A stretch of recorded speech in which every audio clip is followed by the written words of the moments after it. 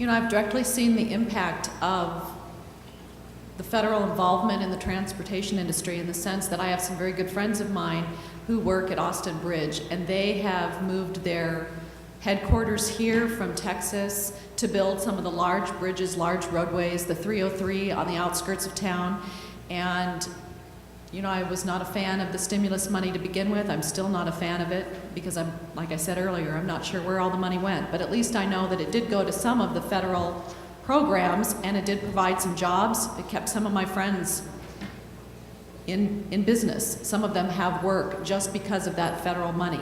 The challenge that I see is the money is being spent on some roadways and some bridges, you know, like the bridge to nowhere here in Arizona, some of the roadways that are on the outskirts of town, and encourage outward development instead of inward development. And we need to rethink our society and become a society again, a community again, instead of living in such separation. I have another friend of mine who he's from Israel, and he moved his family back to Israel because of the sense of community there. He said in Phoenix, there's not a very strong sense of community, and I think a large part of it is because we live so far away from each other and we don't have the transportation to support a community-style lifestyle.